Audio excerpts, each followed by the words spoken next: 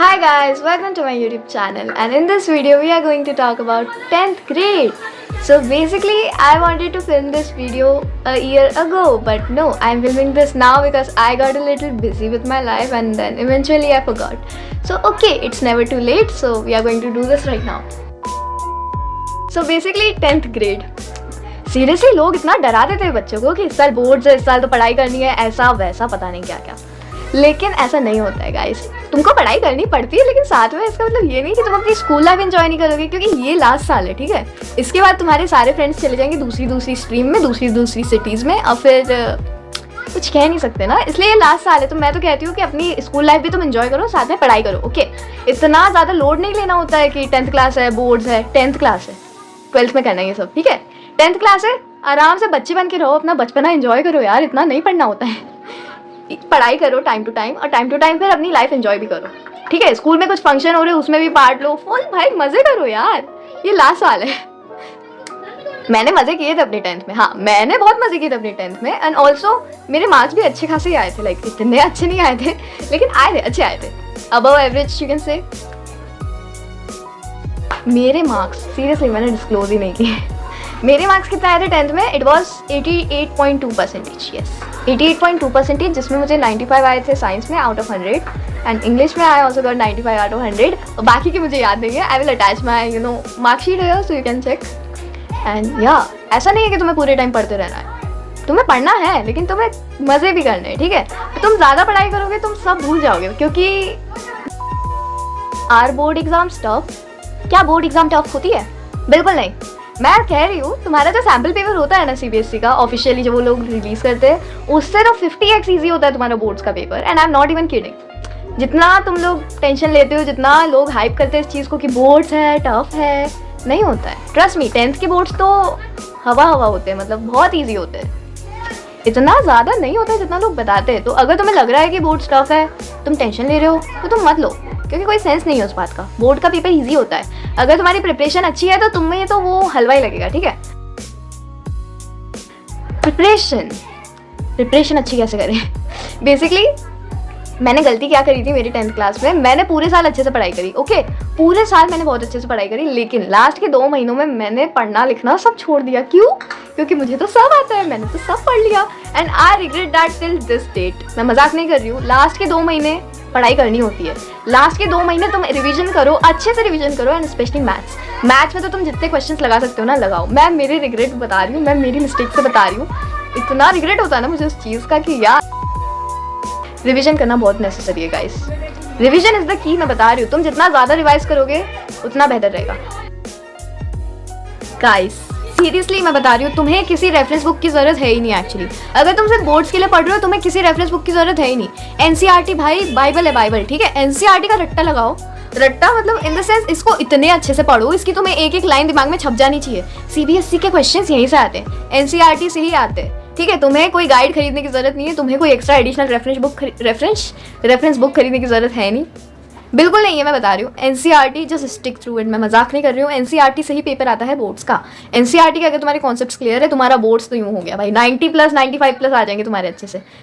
मेरे भी आ जाते, लेकिन मैंने पढ़ाई नहीं करी। सीरियसली तुम्हें किसी रेफरेंस बुक की ज़रूरत है ही नहीं ना, बिल्कुल नहीं, क्योंकि ना सीबीएसई का जो पेपर बनता है बोर्ड्स का, इट्स ऑल एनसीईआरटी। मेजॉरिटी भी नहीं भाई, टोटल एनसीईआरटी मैं बता रही हूँ।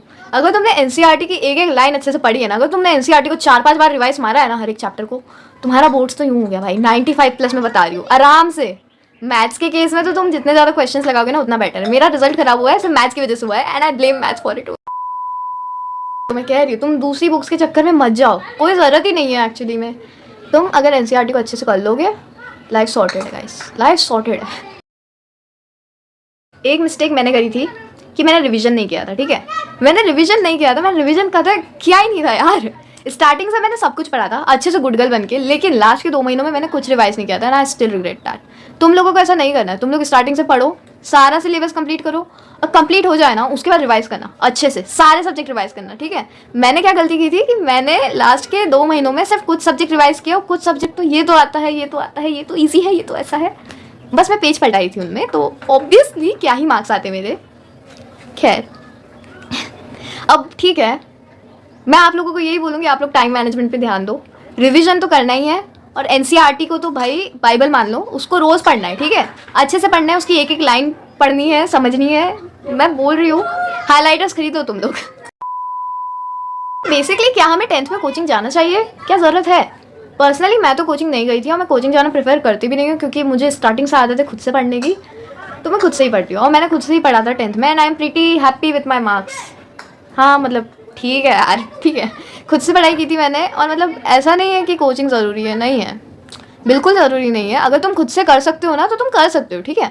अब ऐसा नहीं कि कोचिंग जाना गलत है, तुम जा सकते हो कोचिंग, अगर तुम्हें हेल्प मिल रही है कोचिंग से तो तुम बिल्कुल जाओ कोचिंग, ठीक है, लेकिन तुम बिना कोचिंग के भी आराम से कर सकते हो, इतनी कोई बड़ी बात नहीं है 10th की बोर्ड्स, ठीक है।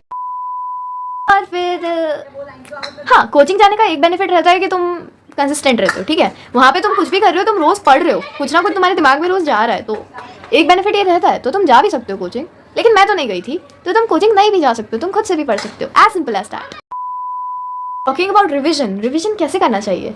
सो बेसिकली रिविजन ऐसा नहीं कि तुम रट्टा मार रहे हो, नहीं, मतलब एनसीईआरटी पढ़नी है बार बार, लेकिन फिर इसका मतलब ये नहीं कि सिर्फ एनसीईआरटी ही पढ़नी है, हमको पेपर भी लिखना होता है, तो हमको पेपर लिखने की प्रैक्टिस भी करनी है, इसलिए you have to solve sample papers. CBSE officially sample papers भी रिलीज़ करती है, और सीबीएसई प्रैक्टिस पेपर भी रिलीज़ करती है। डिफरेंस क्या होता है कि practice paper is for additional practice, and वो सिर्फ शायद से मैथ्स और साइंस का ही होता है, आई डोंट रिमेंबर यार, 2 साल हो गए उस बात को। खैर, और सैम्पल पेपर तो सीबीएसई का ऑफिशियल वाला तो आपको करना ही करना है, तो लिख के ले लो। उसके साथ साथ बुक्स भी आती है बहुत सारी, कि एजुकार्ट, ओसवाल, बहुत सारे ब्रांड्स होते हैं, brands company I don't know, मतलब बहुत सारे पब्लिशर्स होते हैं जो सैम्पल पेपर पब्लिश करते हैं, तो आप लोग उनके पेपर्स भी प्रैक्टिस कर सकते हो। मैंने एजुकार्ट के किए थे। हाँ, आप लोगों को सारे सैम्पल पेपर अच्छे से करने हैं और अच्छे से पढ़ाई करनी है। मैंने जितना बताया है ना, अगर तुम लोग इतना कर लोगे ना, तुम्हारा हो गया भाई, बोर्ड्स में तुम्हारे अच्छे मार्क्स आ जाएंगे। अच्छे से कर लेना ये सब, ठीक है, इतने ज़्यादा मटेरियल्स के पीछे मत भागो कि तुम सब कुछ भूल जाओ, ठीक है।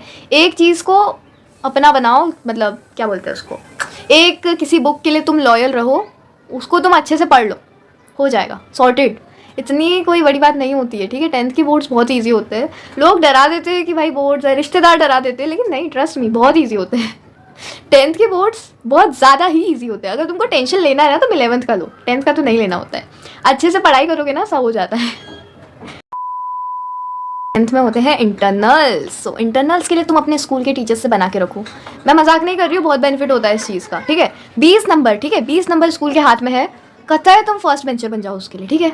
मजाक नहीं कर रही हूँ, टीचर जब होमवर्क मांगे तब उनको होमवर्क देना, उनकी सारी नोटबुक कंप्लीट करके रखना, लाइन खींच खींच के सुंदर से, ऐसे मत करना, लेकिन तुम समझ रहे हो ना मैं क्या कह रही हूँ। You have to be a proper student in order to get those 20 marks, 20 out of 20, क्योंकि वो फिर रिजल्ट पे बहुत असर करते हैं। वैसे स्कूल वाले दे ही देते हैं, लेकिन फिर भी बना के रखो।